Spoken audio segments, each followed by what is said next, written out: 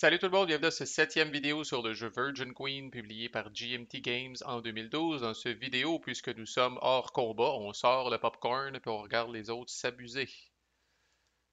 N'empêche que, comme quand on assiste à un match de sport, on a un parti pris, là, tu sais, tout ce qui peut faire chier l'espagnol ou le français, c'est sûr et certain qu'on est partant, là. L'Ottoman a un départ de merde, et lui aussi, là.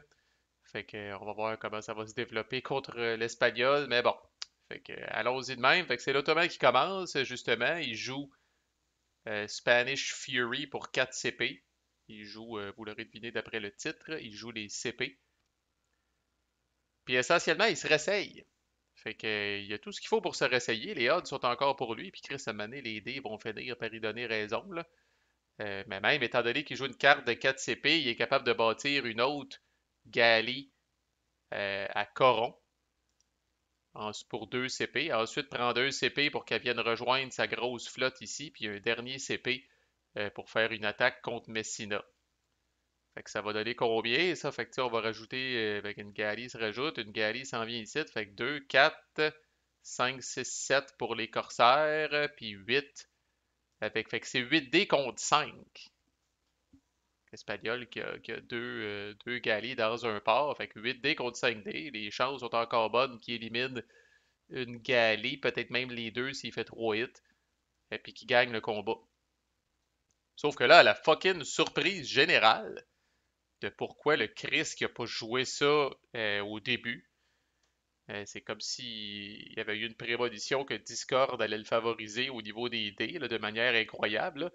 Mais l'Espagnol a un truc dans son sac à malice, il joue Fire Ships, qui est essentiellement une carte de combat qui va lui donner plus 2 dés dans le combat. Fait que là, ça devient 8 dés contre 7.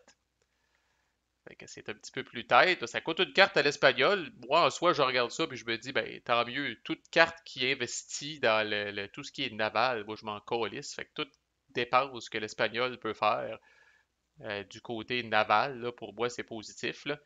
8D contre 7, voyons voir. L'Ottoman roule 2, 4, 2, 3, 5, 4, 1, 2. Un seul hit sur 8D, lui doit-tu le bord de flipper virtuellement la table aussi. Là, il y a un départ aussi merdique que le mien. C'est sinon plus. C'est quasiment sur le bord d'être plus, puisque là, attachez votre tuque, la riposte de l'Espagnol avec ses 7D. 5, 6, 2, 5, 2, 5 et 4. Alors, c'est un hit pour l'Ottoman avec 8D et 4 hits pour l'Espagnol avec 7D. C'est incroyable. L'Espagnol est à un rythme de croisière de genre 60-70% de hits avec des D6 qui normalement donnent 33% de chance. À sa place, si je pacterais mes affaires et j'irais au casino au plus Chris. Là.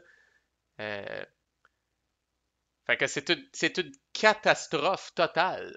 L'Ottoman est même pas capable d'éliminer une Gali encore une fois. Ayant perdu le combat, ses hits sont rounded down. Alors, il est même pas capable d'éliminer une Gali. Et l'Ottoman se bouffe 4 hits dans la gueule. Fait que là, je pense qu'il va faire les ajustements. Là. Fait que je pense qu'il va perdre quoi? Ah, il décide de perdre. Ah, il décide de perdre ses deux Galis puis de garder ses corsaires. C'est épouvantable. C'est épouvantable. Il commence à avoir des bateaux morts ici en sacrament. C'est incroyable, les pertes ottomanes. Incroyable. Ah là là. Mais bon. Fait que nous, c'est sûr qu'on souhaite un succès ottoman. Là, c'est un peu perturbant. Je dois dire, la lock de l'espagnol, c'est un peu perturbant. Fait que là, c'est à l'espagnol, ben, il joue Fire Ships après coup. Fait que comme vous voyez, c'est une petite carte de 1. Fait qu'on perd rien à la jouer pour avoir 2 dés de plus dans un combat naval. Si vous êtes l'attaquant dans un port, ou si vous vous battez contre la Spanish Armada qui va venir plus tard dans la game, c'est 4 dés de plus que vous pouvez avoir pour une carte de 1, là, ça vaut la peine. Fait que le statut au niveau des cartes, l'Ottoman, il reste quand même ces deux home cards qui sont des 5 CP chacune, là. Mais il a vraiment été déplumé un petit peu. Mais comme je dis, au moins l'Espagnol a été obligé de flober un événement pour ça. Et là, c'est à l'Espagnol, il va gagner du temps un petit peu. Il joue les prophéties de Nostradamus pour l'événement. Un très bel événement. Dans le fond, vous pigez les 4 premières cartes du deck, vous en choisissez une, vous les gardez, puis vous défaussez, non, vous brassez les 3 autres dans le deck sans les révéler. Puis si jamais c'est joué par le français, ce qui n'est pas le cas, c'est les 8 premières cartes du deck que vous révélez. Fait que vous êtes certain d'aller chercher de quoi d'intéressant en crise, mais même avec les 4 premières cartes du deck, ça vaut la peine de jouer ça pour l'événement. C'est un one-shot, là, il est remove from the game. Fait que l'Espagnol s'exécute, il pige 4 cartes, il en choisit une, il la garde, puis il shuffle les 3 autres dans le deck. Fait que ça, essentiellement, mais qui est redescendu, ça lui permet de staller. Là, il est encore avec sa home card puis 4 événements, dont un événement qu'on est pas mal sûr qui est bon. Là, un événement qu'on est pas mal sûr qui est pas de la scrap. Là. C'est à l'anglais, il n'est pas en reste fort des cartes avec lesquelles je l'ai nourri. L'anglais va jouer le harem du sultan en plus, une hostie de bonne carte. En fait, c'est 5 CP. Là. Fait qu'il joue une carte de 5 CP. Puis là, on va commencer à avoir une couple de petites affaires au niveau euh, de la piraterie là, dans le Nouveau Monde. Là. Fait que d'abord, il va mettre à l'eau son fidèle navigateur Hawkins et il va le grayer d'une colonie. Fait que ça coûte 1 CP pour mettre un navigateur à l'eau et 1 CP additionnel si vous voulez qu'il parte avec une colonie. Fait que là, l'anglais le fait que ça lui coûte 2 CP au total. Il aurait pu crisser Hawkins à l'eau tout seul, pas de colonie, ça lui aurait coûté juste 1 CP. Puis comme l'indique ces espèces de codes de couleurs-là, là, voici les 2 seasons où peuvent partir les navigateurs du HRE, des protestants, des Français et des Anglais. Puis dans le cas de l'Ottoman, ça part dans l'océan Indien. Fait que là, l'Anglais a le choix, il décide de le partir dans la côte de Guinée, ici. Fait que ça vient de coûter 2. De le starter dans une de ces seasons, comme je disais, ça coûte 1 plus 1 pour la colonie. Après ça, quand vous faites un naval move qui coûte 1 puis vous pouvez bouger tous vos bateaux, ben non seulement vous pouvez bouger tous vos bateaux comme dans Virgin Queen, comme dans Here I Stand, je veux dire, mais vous pouvez aussi bouger tous vos navigateurs pour le même prix. Fait que l'action naval move, qui était déjà quand même assez efficace dans Here I Stand, maintenant vous permet même de bouger vos navigateurs. Fait que là, il va faire ça avec son 3e CP. Hawkins s'en vient ici dans la Spanish Main. Je pense qu'il va en profiter aussi peut-être pour sortir ses galéons. Ouais, il sort son galéon ici parce qu'il perd pas grand-chose à le faire. Puis avec les 2 autres CP, il va pirater le Spanish Main. Puis ça ressemble pas mal, fait que ça coûte la même affaire. Ça coûte 2 CP. Vous collissez votre marqueur de piraterie dans la saison en question. Vous pouvez pirater un maximum, je pense que c'est 3 fois. Je pense que vous avez des petits marqueurs de piraterie. Ouais, vous pouvez pirater un maximum de 3 fois. Vous ne pouvez pas pirater la même season plus qu'une fois dans le même tour. Puis au niveau des dés, c'est pas mal la même calice d'affaires, sauf que là, vous remplacez les ports par ces espèces de triangles-là. Là. Fait que là, essentiellement, dans la Spanish Main, l'espagnol a plus qu'un triangle, entre guillemets. Là. Fait que ça donne 2 dés en partant à l'anglais, sinon ça y en donnerait juste un. Puis il vient ajouter le rating de piraterie de Hawkins, là, qui est P1. Fait qu'il vient ajouter un dé de plus à Hawkins. Fait que ça y fait 3 dés de piraterie. Puis, ça aussi, ça ressemble à la piraterie en Europe. Des éventuelles forteresses que l'Espagnol peut construire vont lui donner un décompte. Il n'y en a pas en ce moment.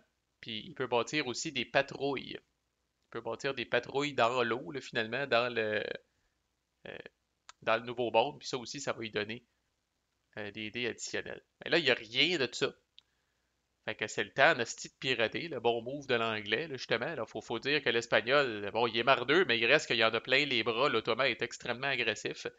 Fait que l'espagnol en a plein les bras à se défendre ici. Là, fait que c'est un hostie de bon timing pour venir pirater ici. Là, la chasse est ouverte vraiment, là, puis s'il n'y a aucune défense qui est mise en place. Vraiment, dans Virgin Queen, euh, quand vous êtes l'espagnol, là, vous en avez là, il y a trop de choses à faire au premier tour, on dirait, pour le nombre de cartes que vous avez, ou on dirait que vous voulez tout faire en même temps. Vous voulez protéger l'Europe, vous voulez protéger le Nouveau Monde, vous voulez peut-être même vous protéger contre le protestant. Là, il y a des choix déchirants à faire quand vous êtes l'espagnol dans Virgin Queen. Puis j'ajoute que tous les navigateurs, sans exception, au verso, ils ont un petit pouvoir spécial. Fait que ça ajoute vraiment un petit chrome intéressant, là, un petit peu comme les debaters, si on veut, là, dans Here I Stand. Là, tous les navigateurs ont un petit pouvoir spécial. Euh, Dans le cas de Hawkins, c'est assez basic, on aura l'occasion d'y revenir. Son pouvoir est efficace uniquement à partir du tour 3. Il permet de créer des galéons spéciaux, là, des galéons uniques à l'Angleterre qui sont vraiment, euh, en tout cas, plus puissants et plus efficaces. Pour l'instant, surtout dans le Nouveau Monde, ça ne sert absolument à rien. Puis qu'est-ce qui arrive si vous pognez des hits? Ben, un navigateur peut se retrouver damaged, il peut se retrouver endommagé, dans lequel cas vous le flippez, puis c'est là qu'on voit son power. Fait que pour voir son power, il faut le flipper, mais quand il est flippé sur la map, ça veut dire qu'il est endommagé, entre guillemets. Puis endommagé une deuxième fois, il s'en va sur le turn track, puis il n'est pas disponible là, pour le reste du tour. Un petit peu comme des bateaux, là, si on veut. Là. Euh, L'autre chose qui est importante, on remarque les flèches blanches ici. Là. Fait que Hawkins est passé de la côte de Guinée à la Spanish Main. Fait que tout va bien parce qu'il a suivi le sens de la flèche. Là. Fait que ça, je pense que c'est la direction des vents ou je sais pas trop quoi, ou des courants. Là. On voit mon expertise maritime ici. Là. Fait que tant que vous bougez dans le sens des flèches, vous êtes correct. Pour une raison relativement obscure, si Hawkins voulait bouger, voulait faire l'inverse, bouger du Spanish Main à ici, étant donné qu'il va contre le sens de la flèche, il est obligé de faire ce que le jeu appelle un jet de navigation. Puis là, c'est là où son deuxième rating, si on veut, le N1 ici, c'est que Hawkins a plus 1 sur ses jets de navigation. Puis chaque fois qu'un navigateur doit faire un jet de navigation, ça c'est ici. Fait que vous voyez la petite table, je peux-tu zoomer ça? Pas tellement. Fait que vous voyez la petite table de navigation en bas à gauche, vous allez rouler 2D plus le rating de navigation du navigateur, puis là vous allez regarder les résultats. Fait que OK. Fait que si vous roulez 2 à 6, ça c'est le gros risque, là. Un résultat d'éliminer, le capitaine est gone pour la game. Bonsoir, il est parti pour la game, il est éliminé. Il est arrivé une bad luck à ce point qu'il est complètement éliminé, puis on ne le reverra plus dans cette game-là. Il n'est pas juste ici sur le third track, il est éliminé de la game. Fait que chaque power a un certain nombre de navigateurs avec d'autres qui arrivent au fil des tours, mais ça peut sérieusement vous handicaper pour un tour ou deux, là, si c'est à votre seul navigateur ou si c'est à votre meilleur ou whatever. 7 à 8, c'est ce que je disais, le navigateur est endommagé, c'est-à-dire que s'il n'était pas déjà endommagé, on le flippe. Puis il y a un deuxième résultat endommagé alors qu'il était déjà endommagé. Là, à ce moment-là, vous allez le prendre et vous allez le mettre sur le turn track. Fait que thématiquement, il est arrivé une première bad luck qui était pas si pire, il a pu continuer son voyage, il est arrivé une deuxième bad luck, je sais pas, là, le gouverneur il est pété, hostie, puis il n'y a rien à faire. Il faut absolument qu'il retourne à la maison. Mais tu sais, il est pas mort. Il réussit à revenir de peine et de misère à la maison, mais tu sais, ça va y prendre du temps avant de se remettre de ses émotions puis de reprendre l'eau. Là. Puis 9 et plus, il n'y a pas d'effet. Fait que ça prend des navigateurs quand même assez solides. Là. Fait que Hawkins, on voit que s'il roule la moyenne avec 2d6, s'il roule 7 avec 2d6, ben 7 plus 1, ça donne 8, il est damage pareil. Fait qu'il peut pas se permettre de faire une tonne de jets de navigation. Là, plus tard, puis là, encore là, c'est du chrome. Fait qu'il y a du chrome en esti pour les navigateurs. Là. Ils ont tout un rating de piraterie qui peut aller de 0. Je pense qu'il y en a qui ont 2 de rating de piraterie quand on arrive plus tard. Là. Fait que Drake, un fucking stud anglais, là, c'est épouvantable. 2 de valeur de piraterie, 3 de valeur de navigation. C'est souvent celui qui se retrouve à faire le tour du monde. Là. C'est l'équivalent du Magellan, si on veut, dans Here I Stand. Là. Fait qu'ils ont toute une valeur de piraterie, ils ont toute une valeur de navigation, puis ils ont tout un pouvoir spécial à l'endo. Fait que ça donne du chrome en esti. Comme si c'était pas suffisant. Vous avez des navigateurs comme De Sorès et Leclerc, on voit qu'ils ont les deux couleurs, protestant puis français. Ben ça, c'est premier arrivé, premier servi. Le premier qui engage ce navigateur-là pendant le tour puis qui le calisse à l'eau va pouvoir l'utiliser. Puis là, s'il revient puis il est pas mort au prochain tour, c'est un peu des guidons, ça. Là, ça peut être l'autre power qui les engage pour les partir. Fait que ça dépend de ce que vous recherchez comme pouvoir puis comme rating. Là. Fait que c'est sûr, comme protestant, si c'est motivant d'utiliser De Sorès ou Leclerc. J'ai pas checké les powers spéciaux encore parce que pas trop de le faire dans la plaie, mais j'enverrai pas de navigateur dans l'eau ce tour-là. Là. Mais tu sais, si on check le rating, l'eau donnière, c'est pas les gros chars, entre autres, pour pirater. Là. Une valeur de 0 de rating de piraterie. Puis quand vous piratez, si vous avez des décomptes à cause de forteresse ou à cause de patrouille, si dans le fond, là, l'Espagnol roule des hits, ben pour chaque hit, ça endommage votre navigateur. Fait que d'aller à l'envers des flèches, puis de faire de la piraterie risquée, vous faites pas ça à l'infini pendant votre tour. Éventuellement, vous allez manger des hits, éventuellement, vous allez manquer des rôles de navigation, puis éventuellement, votre navigateur va être endommagé, puis éventuellement, il va peut-être même colisser son camp sur le turn track ou peut-être même être éliminé si vous êtes vraiment bad lucker. Mais là, comme on disait, l'anglais roule. Il y a 2 dés parce qu'il y a plus qu'un port, là, si on veut, qu'il y a plus qu'un triangle jaune dans la zone. Plus le rating de piraterie de Hawkins qui est de 1, fait qu'il y a 3 dés. Fait que notre anglais va rouler, va rouler, va rouler. Si je ne l'ai pas pris en note ici, donnez-moi 2 secondes. Fait qu'il roule 4, 6 et 3. Donc, je savais qu'il roulait un hit, mais je voulais vous donner le score exact. Fait qu'il roule 4, 6 et 3. C'est un hit. Euh, L'Espagnol a 3 choix. Il peut éliminer une patrouille dans la season. Il n'y en a pas. Fait qu'on oublie ce choix-là. Il peut donner un VP de piraterie à l'anglais. Ou il peut donner un des 4 trésors aléatoires, en fait. Là. Un des 4 trésors qui se trouvent sur cette track. Fait que ça, c'est des trésors qui, normalement, par défaut, les 4 trésors arrivent dans la main de l'Espagnol au prochain tour, à moins qu'il y ait d'autres powers qui aient piqué des trésors via de la piraterie. Fait que dans ce cas-là, je dois dire, l'Espagnol prend ses responsabilités, ne donne pas des VP à qui mieux mieux. Il choisit de donner un trésor à l'Anglais. L'Espagnol connaît la valeur de ces trésors-là, mais l'Anglais le choisit au hasard.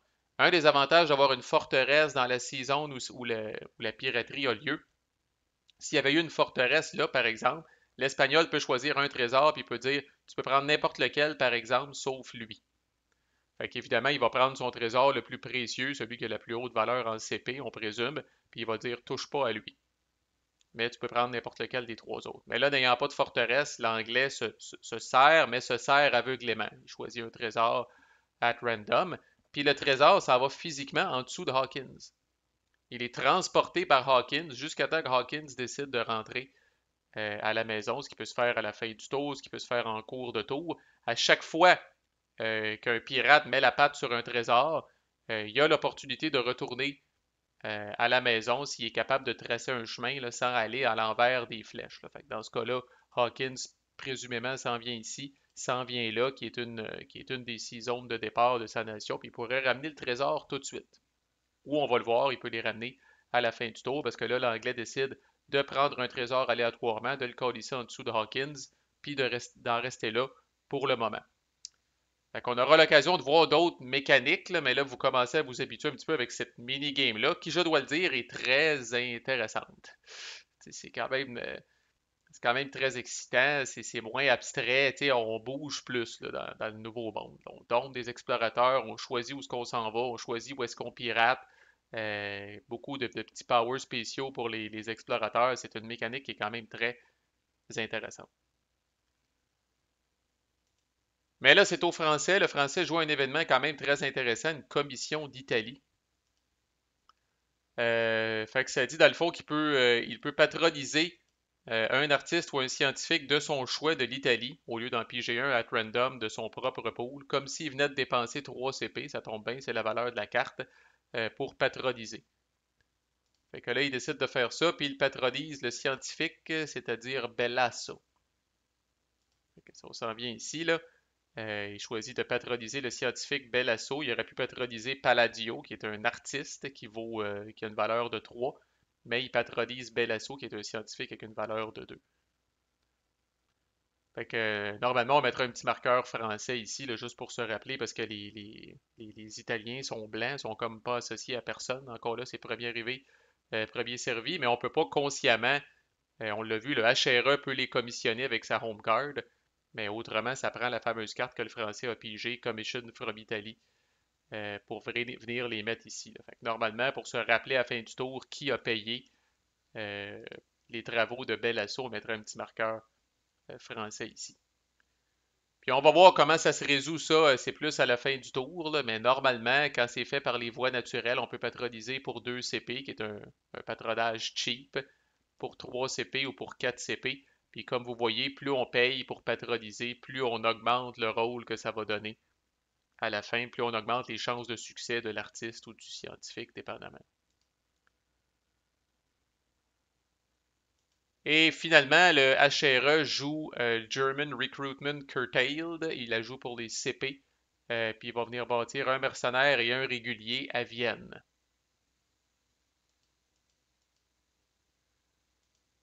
Fait qu'ici,